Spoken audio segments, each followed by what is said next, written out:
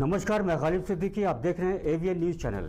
बड़कागांव थाना क्षेत्र अंतर्गत संचालित आरके फर्नीचर्स के प्रोप्राइटर रामचंद्र कुमार राणा के साथ हुई मारपीट की घटना में उनके सर पर गंभीर चोटें आई हैं।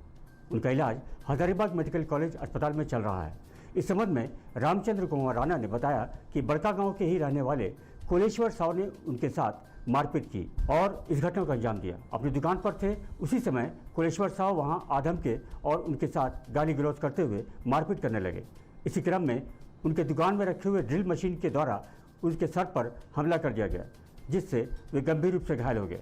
बड़कागांव सामुदायिक स्वास्थ्य केंद्र में उन्होंने अपना प्राथमिक इलाज कराया, जहां से उन्हें गंभीर स्थिति को देखते हुए हजारीबाग मेडिकल कॉलेज अस्पताल रेफर कर दिया गया। रामचंद्र राणा ने कहा कि कुलेश्वर साव नाहक ही उसे परेशान करते रहते हैं। मेरा नाम रामचंद्र कुमार राणा है और मैं आरके फर्नीचर का मैं एक ऑनर हूँ।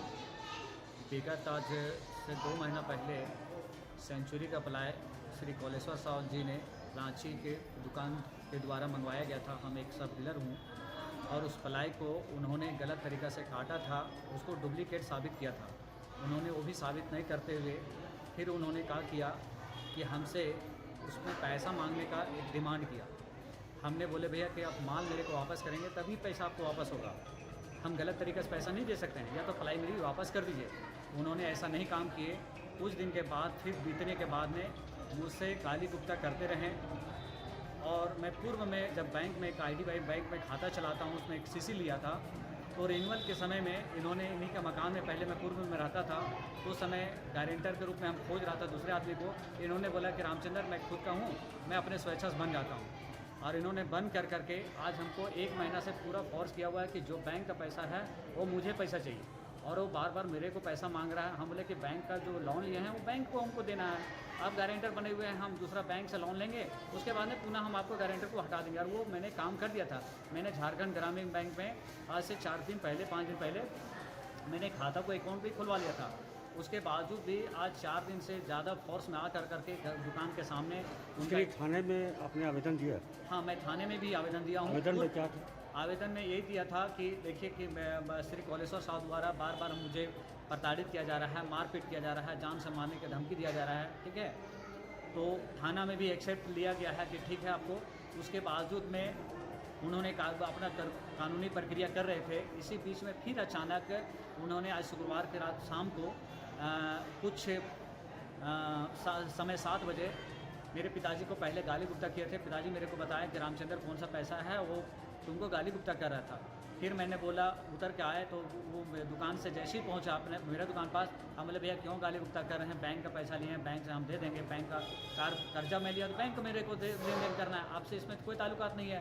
तो बोलता रहे ये गारंटर बना थे? हाँ, गारंटर ये दूसरा गारंटर है। एक मेरा ये गारंटर के रूप में कुछ नहीं है, जो कि ये मैं जो लोन लिया हूँ ये CGTMI जो झारखंड जो सेंट्रल गवर्नमेंट का होता है, ये CGTMI के अंतर्गत में है। मैं सरकार को 1.5% मैंने टैक्स डालता हूँ। कितना लोन लिए थे?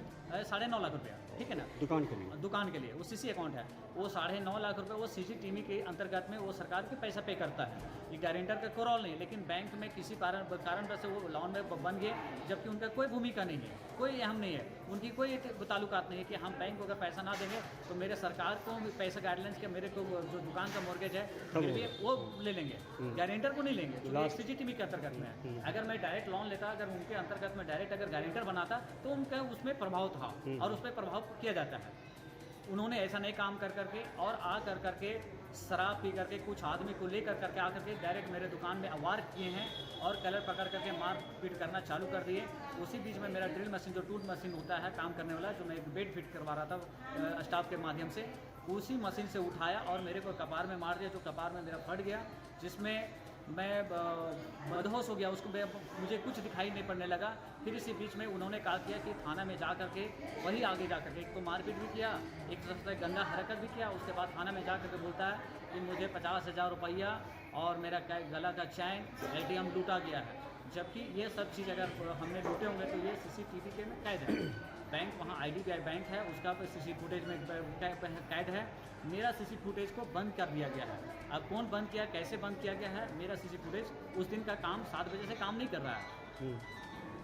और इन्होंने मार पीट करके वैसे ही किया। मैंने थाना में किए, मेरे को प्रभारी सर बोले कि पहले जान देखो रामचंद्र, ठीक है, तुम पहले जान देखो, पहले इलाज कराओ। मैंने इलाज कराने गया, इलाज कराने के क्रम में मेरे को सदर में मेरे को आँख में कुछ दिखाई नहीं पड़ने लगा, तो उन्होंने हजारीबाग रेफ़र कर दिया, और हजारीबाग रेफ़र कर दिया। तो आज तक मैं यहीं पर हूँ, यहीं पर हॉस्पिटल में इलाज चल रही है। आज दिन आज जो सोमवार है, आज शायद हो सकता है कि दोपहर में मुझे छुट्टी मिल सकती है, लेकिन मेरी नाजुक बहुत हालात है।